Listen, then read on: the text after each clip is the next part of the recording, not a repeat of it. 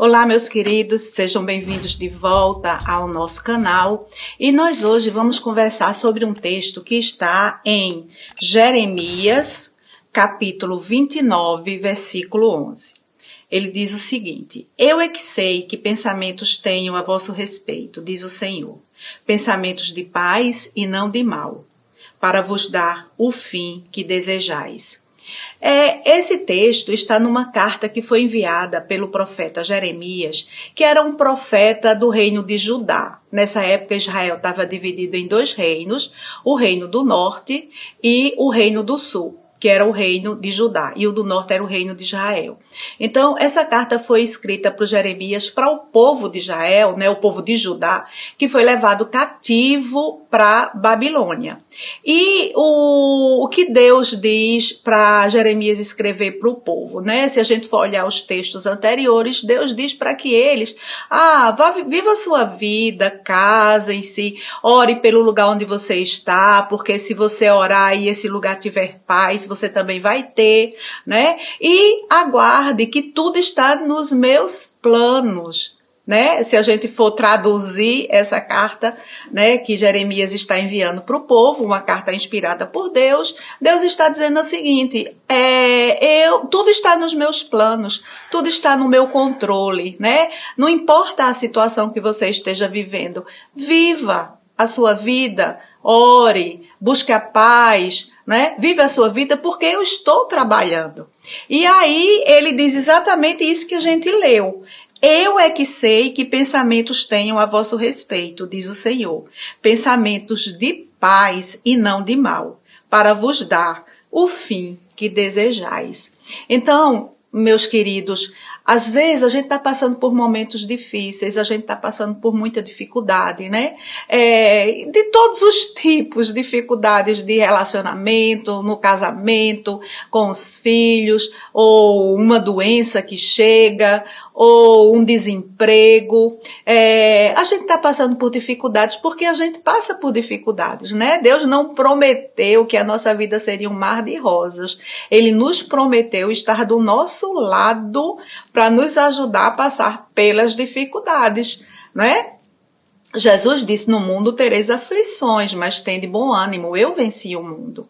Então, no fim, quando a gente pensa, quando a gente consegue enxergar que Deus está no controle de todas as coisas e que os planos dele para a nossa vida são maiores do que os nossos, porque os planos dele são planos de bem, são planos que busca nos trazer o bem, que busca nos chegar ao fim que a gente deseja, que é o que ele diz aqui no texto, né? Que os planos, olha, os meus planos, ele diz assim, pensamentos que eu tenho, né? Os pensamentos que Deus tem, pensamentos de paz e não de mal, para vos dar o fim que desejais. Então, na realidade, Deus está no controle.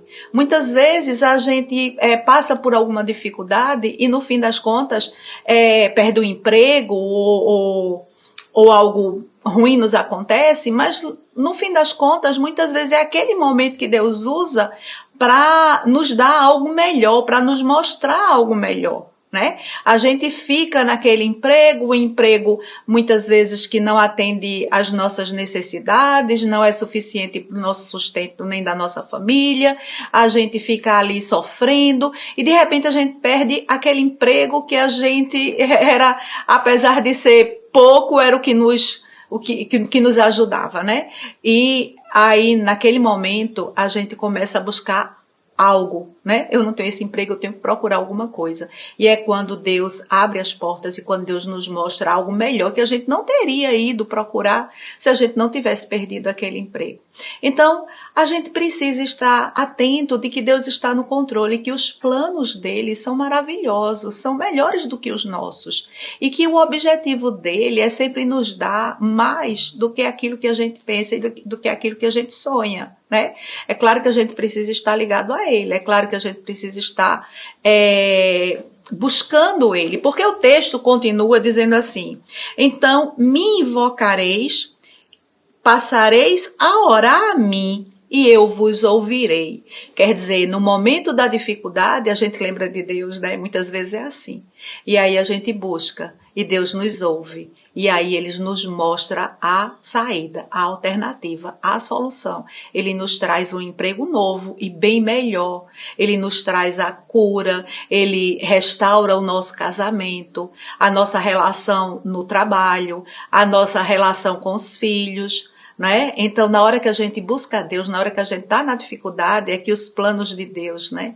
Os planos de Deus começam a ser realizados na nossa vida. Vamos pensar nisso. Você está com dificuldade, você está com problemas, você perdeu o emprego, você está doente, né? Pense nisso. Os planos de Deus são maiores que os seus, não é? Os planos de Deus são maiores que os nossos.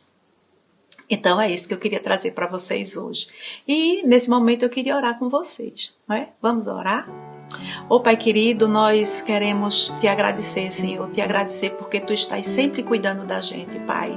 Te agradecer pelos livramentos que Tu nos dá a cada dia, muitos que a gente nem percebe, Senhor. E te agradecer também por algumas coisas que às vezes acontecem na nossa vida e que não são boas, Pai. Mas é naquele momento que a gente acorda para Ti, que a gente te busca, que a gente clama a Ti, Senhor, e que as coisas começam a acontecer, Pai. Porque os Teus planos são maiores que os nossos, Senhor.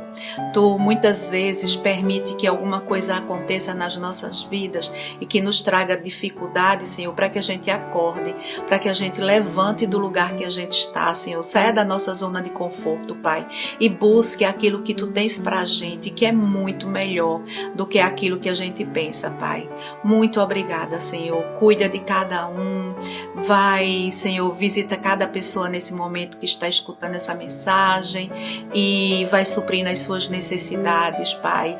E abre os olhos espirituais de cada um para que eles vejam, Senhor, que eles sintam que os Teus planos são maiores que os nossos, Pai. Muito obrigada, Senhor. Muito obrigada por tudo. No nome de Jesus. Amém. É isso, meus amores. Fiquem com Deus e à medida que Deus for tocando no meu coração, eu vou trazendo umas mensagens para vocês. Beijo no coração de vocês. Fiquem com Deus.